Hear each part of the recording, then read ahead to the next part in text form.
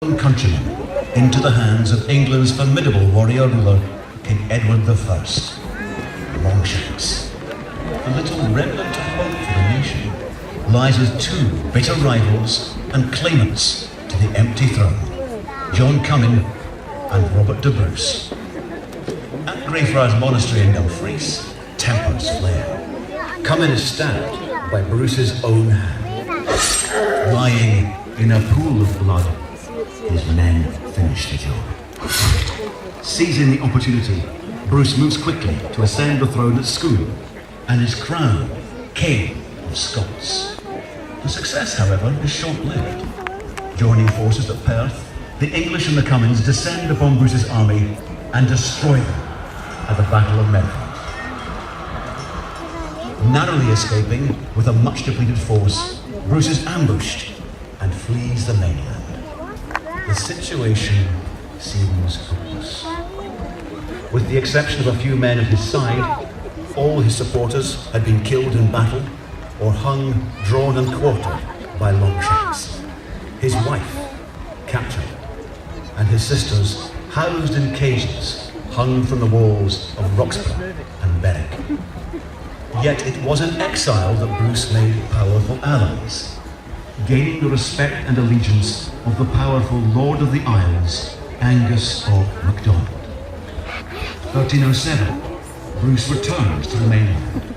Still drastically outnumbered, his new campaign will be fought with the tactics of his predecessor, William Wallace, a guerrilla war, using the most powerful of weapons, Bruce's intimate knowledge of the Scottish terrain. Victory at Glentrool, victory at Loudon Hill, a massacre of English cavalry. Bruce is back, and he's winning. Longshanks marches northwards to put an end to Bruce once and for all, but on the 6th of July, 1307, just south of the border, King Edward I, Hammer of the Scots, is dead. 1313. For 6 years, Robert de Bruce has fought and consolidated his position as King of Scots. Yet, the most strategic fortress in Scotland, Stirling Castle, is still garrisoned by the English. Edward Bruce, the king's only surviving brother, is charged with the siege of Stirling Castle, commanded by Sir John Mowbray. Impetuous, hot-blooded, and bored of long sieges, Edward makes a pact with Mowbray. Be relieved by midsummer 1314, or surrender. King Edward II will not allow the surrender of this key fortress, mustering the largest English army ever to cross the border. Bruce is forced to do what he has always feared: meet the English on the open field. And so, on June the 23rd, 1314, waiting for the English above the Bannockburn, on the road to Stirling Castle, stands Scotland. Highlander and Lowlander, Norman and Celt, clan by clan, all the nobility and common folk alike. One nation under one king.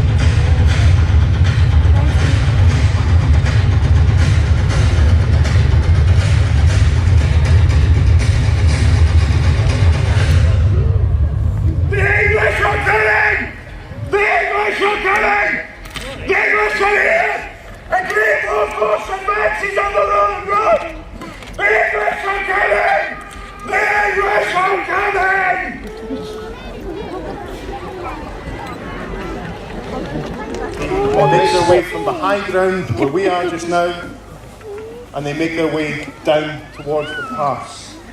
They move out at first light. Slowly but surely, they'll make their way through the trees and start to form up. And here they come. Clock is coming. Give it up for King Rab.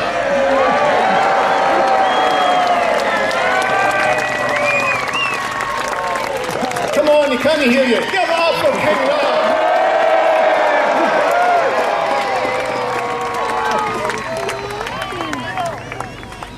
Well, it's clear to say, even though you're dressed in yellow, people support you about here.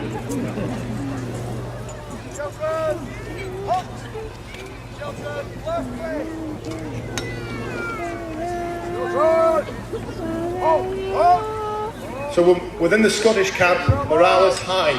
They've already defeated the English on 3 occasions the day before, and if they're quick enough, and fast enough, and effective enough, they will win this battle.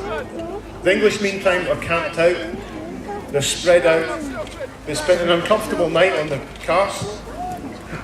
Some of them have been lucky enough to get dry ground. Some of them are unlucky enough to get lying next to the bog. And of course, there's that favourite little thing that's always everywhere, the midgie. So you imagine wearing armour and chainmail and be clawing away at these things as these things feed on you. Not very nice at all. And if you hang around till 6 o'clock, they might appear here.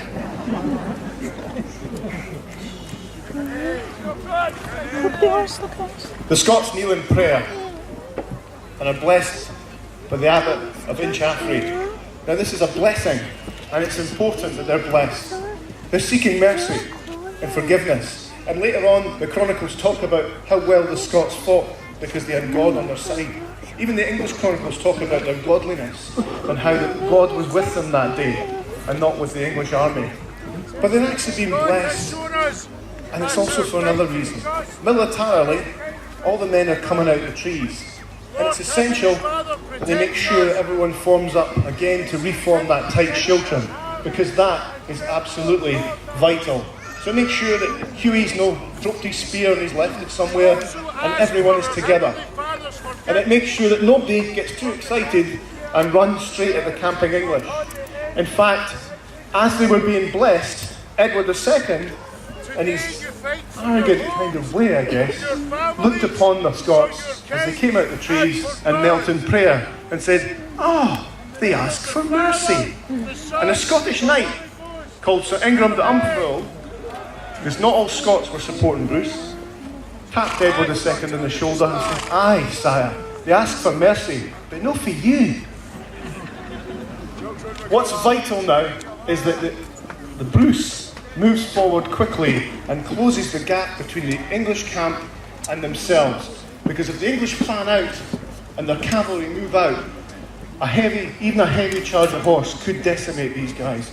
If Edward, who's basically caught on the hop, deploys his archers, or even the Genoese crossbowmen, which I believe are supposed to be there, these guys will die.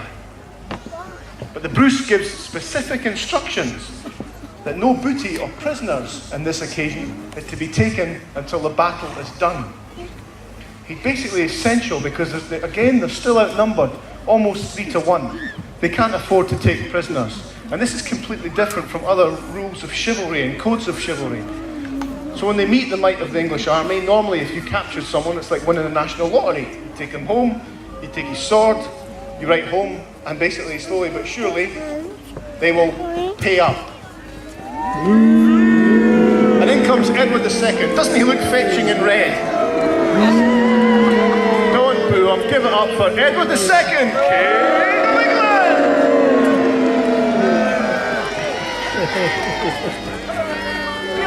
He's big, he's bad, he wears red.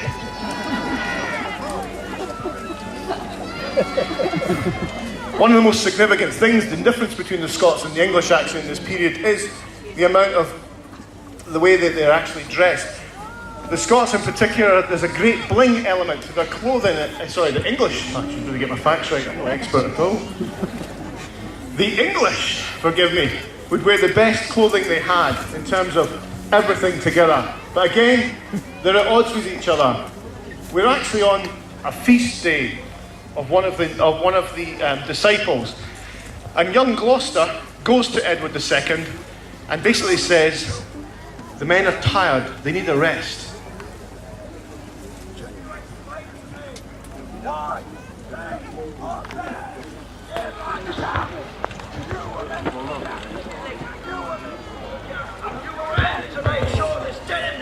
I've requested the men and the resources to put sentries out to prevent this from happening. You didn't give me the resources. I think I'll have to translate here, hang on. What do you mean? What did you do with the men you already had? They were all fighting for you. They were all allocated their positions in your army. Fighting? Yes. Fighting? What do you expect? Peasants! What do you expect? They're They peasants! need to sleep, they need to rest and eat. They can't go from a 100-mile force march to going straight into war. That's rubbish! You know it! You're a coward! You speak coward's words! You're useless! You're an idiot to me! I'll show you I'm not a coward. That's got a heart. Oh, no, as bad as that is.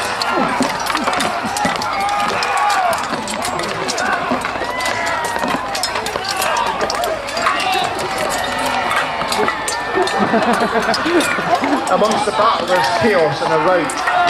Edward II didn't want to leave the field, and he basically has to be dragged from the field by Sir Aymer de Valence and Sir Giles d'Argenton. He makes his way to Stirling Castle, where the commander Philip de Mowbray sends him back, saying, if you stay here, sire, Bruce will be on you. So he flees to Dunbar, hotly pressed by Sir James Douglas, the Black Douglas, the good Sir James. There's still one twitching over there. Still twitching. Maybe he's having a fit, actually. Still twitching. And he's gone.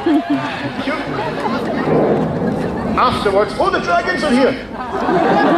Dragons! Sorry, we're not in Game of Thrones. Alright, it's just a big pointy thing with metal. And at the end of the battle, many English knights are captured. Many of the English try and cross the Bannockburn and fall into it. It's said that they fall in and the bodies pile that high, you can walk across it and drive through.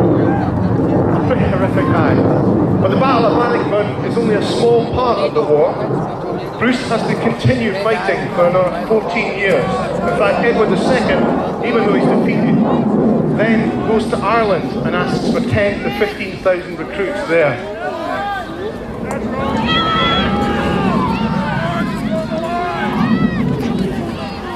Ladies and gentlemen, I want you to give it up for Robert the Bruce, King of Scots, and Edward II, King of England.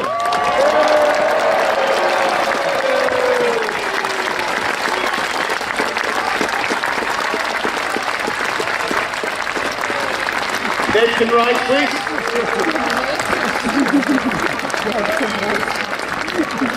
No one was injured in this battle, although a few dignities were stripped. Can I thank you for coming here and supporting this great event? There's a fabulous host of other things to see, from Scotland's food and drink to fabulous music which is being performed at music stands. You can go and walk amongst the Clanranald themselves. Can I ask, when you do leave, we have other people queuing to get in, so if you can queue to the left as you move out and take your time moving out. Thanks ever so much indeed. Thank you very much.